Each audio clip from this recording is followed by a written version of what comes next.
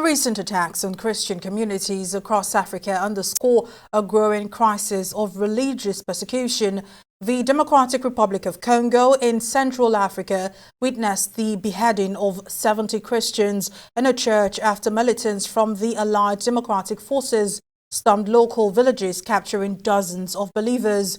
Meanwhile, in Nigeria, the remote camp near Regina, just 20 miles south of Kaduna City, currently holds up to 200 Christian hostages under brutal conditions.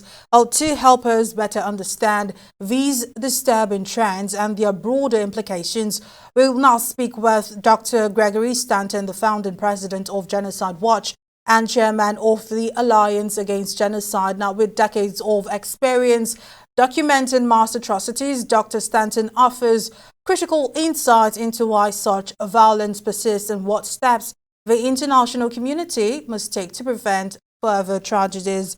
Hello, Dr. Stanton, and thank you for joining us today. Now, based on your extensive experience, what do the reports emerging from northern Nigeria indicate about the alleged complicity of security forces in these kidnapping cases, particularly regarding the abduction of Christians? We have a lot of evidence of complicity, I'm afraid. As you know, Boko Haram has been murdering and kidnapping for many years now. In fact, our estimates are that since 2000, at least 62,000 Christians have been murdered in Nigeria. That's why we call it a genocide. And it's not just Christians. 36,000 moderate Muslims have also been murdered. The Fulani jihadists are also a very big problem in Nigeria. They are, of course, different ethnically, and the Kanuri are the main groups in Boko Haram, whereas the Fulani are the main groups in the central belt of Nigeria.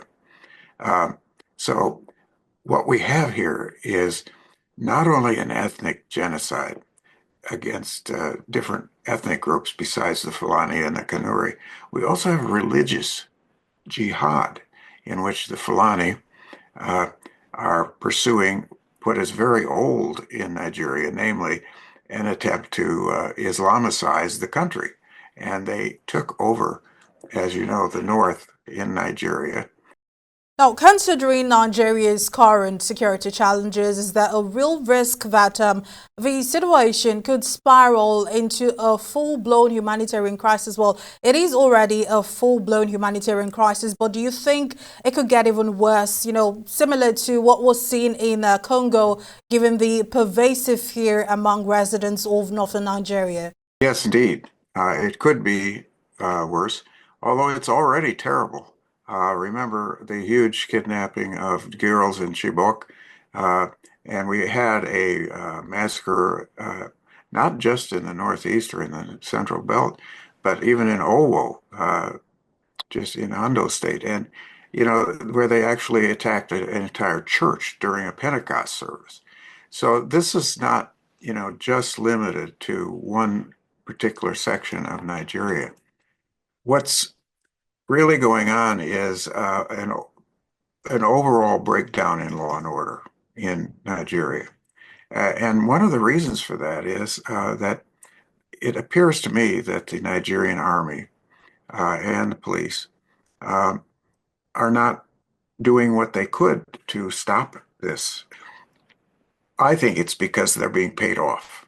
I think it's because there's complicity, that the Nigerian army has people in it who are gaining financially from this.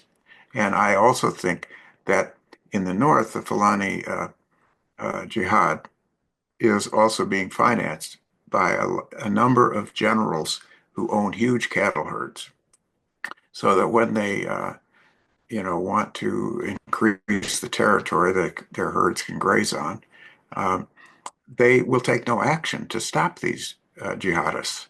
In fact, the jihadists will arrive in huge groups. They'll maybe have 100 vehicles with machine guns mounted on them, and they'll wipe out whole Christian villages. So it's not just religious either.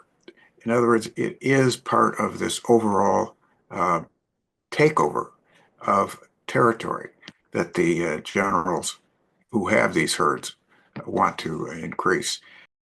All right, now, Dr. Stanton, you witnessed the 1994 Rwandan genocide and have long been involved in anti-genocide efforts. What long-term impacts might these human rights abuses in Nigeria have on the regional stability of West Africa? Well, first of all, Nigeria is, of course, the largest country in terms of population in Africa. So it would actually have implications for all of Africa. The other reason is that not only have I seen the aftermath of the Rwandan genocide, and I've been working on that, as I said, for many years, I saw it coming. I warned the president of Rwanda, that they were going to have a genocide in Rwanda 5 years before it happened. I was in Rwanda, living there in 88 and 89, and organized a conference on genocide prevention. And it was very clear to me already that all the early warning signs were there. So I went to the president of the Supreme Court and I said, these ID cards, can't you get, the ethnic identity taken off of these? He said, no, we don't have judicial review. You have to go to the president. So I did. I got an appointment with President Habyarimana, and I went in and saw him, talked to him about it. He didn't want to hear it. What I found out, of course, was that he was really one of the people who was pro-Hutu and really didn't want to stop this. And what we've got in cases of Nigeria, for instance, you've already got a genocide that occurred back in the late 60s. And that civil war cost probably 1 million lives as well. So what we've got here is something where we're warning about it. And if people don't take us seriously now, if the Nigerian military doesn't stop this and the police stop this, it could develop into a full-scale genocide.